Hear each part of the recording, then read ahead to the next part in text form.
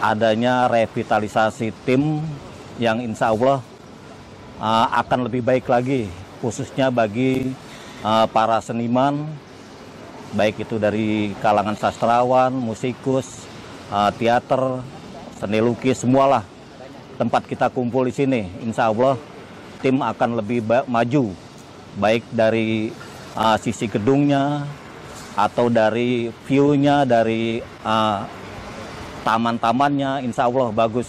Karena kalau saya amati saat ini, itu sudah ada perubahan banyak sekali, baik dari pintu masuk sampai ke dalam, semua kemungkinan akan berubah. Kita lihat saja nanti bagaimana cara kerja dari Cekpro yang memang berdampingan dengan Pemda DKI Jakarta. Secara praktis tahun 1980 itu saya sudah mengenal. Dalam arti saya dulu sering menonton pertunjukan di sini ya, dari mulai musik, baca puisi, diskusi, ataupun teater, suka sejak tahun 1980 sampai saat ini. Tim sejak dulu itu sebenarnya sangat menginspirasi ya, terutama bagi kalangan seniman yang hadir di sini, baik itu dari seni pertunjukan, karena saya memang latar belakang saya hanya menulis sastra, mau tidak mau saya lebih banyak fokus pada tontonan untuk pembacaan puisi atau diskusi puisi. Bahkan untuk lebih jauh mengenal sastra itu, saya selalu mendekati orang-orang teater yang pada saat itu berada di tim, baik mereka melakukan pertunjukan atau pelatihan di pelataran tim. Itu saya senang sekali. Yang masih sangat melekat tentu saja pembacaan puisi, terutama baik itu dari Bang Tarji, Ibrahim Satah zaman dulu ya, mungkin ya otomatis Rendra lah. Itu sangat melekat sampai saat ini, bukan sekedar karena memang puisi-puisi mereka bagus, tapi juga dari segi seni pertunjukan mereka itu sangat baik lah, sangat oke. Itu yang sangat menginspirasi hingga saat ini. Dan sampai saat ini juga saya belum sempat bisa melakukan seperti mereka ya. Karena saya juara 1 ya untuk lomba cipta puisi yang diadakan Bengkel Deklamasi, itu saya beri judul Ada Rayuan Pulau Kelapa di Taman Ismail Marzuki.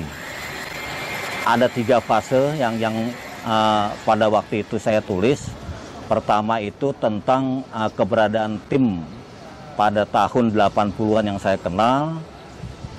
Fase keduanya itu keseringannya saya melihat pertunjukan langsung, baik itu pertunjukan di atas panggung maupun diskusi-diskusi yang ada, itu saya melihat. Dan yang fase ketiga itu bagaimana tim ini bisa menggerakkan sastra ke depan. Dalam puisi itu terbagi 3 bagian ya, artinya dalam 3 fase.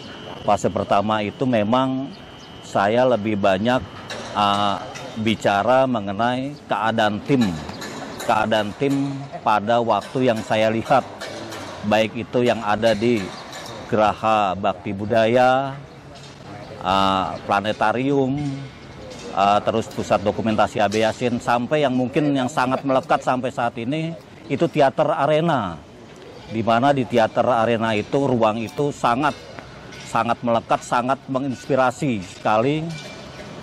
Boleh dikata dengan munculnya banyak seniman ya, terutama sastrawan, baik untuk baca puisi atau diskusi, itu semua terkumpul, sangat menginspirasi.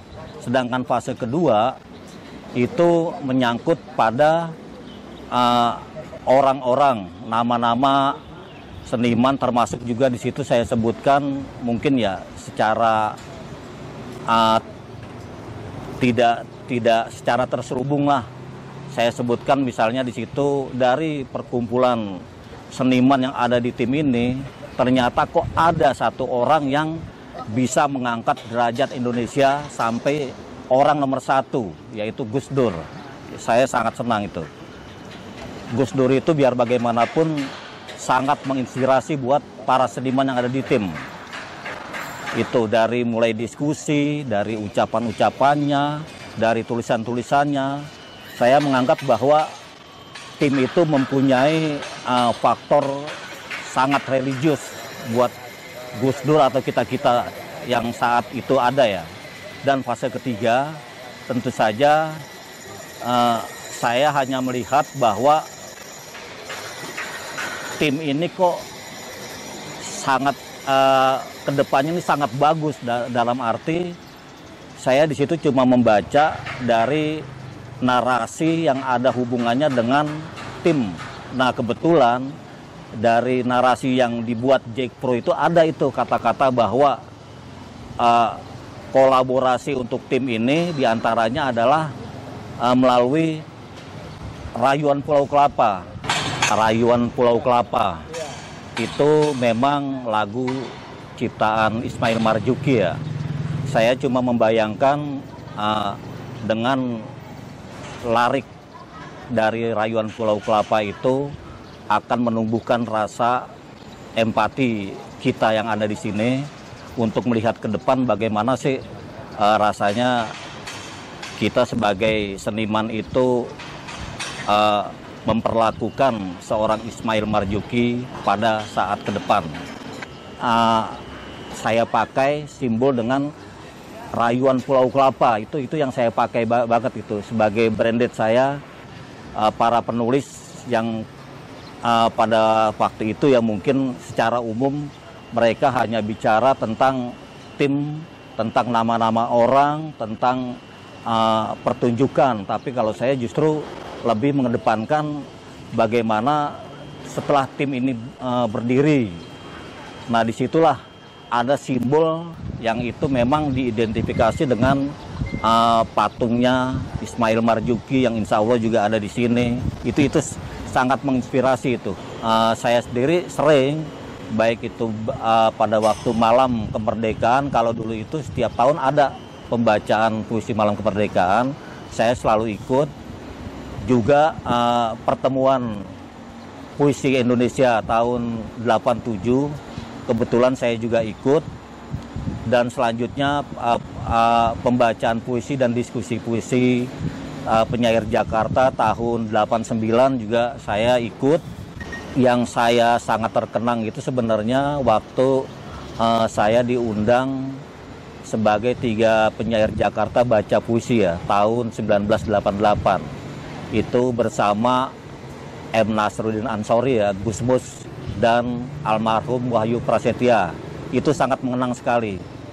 Di mana di situ kami bertiga membaca. Setelah membaca ada diskusi yang memang dipandu pada waktu itu ya kalau nggak salah dengan Mas Abdul Hadi WM dari tahun 80-an ya, dari saya remaja. Itu saya memang sangat individual dalam arti pergaulan saya untuk ke seniman-seniman yang ada di tim itu memang agak berkurang.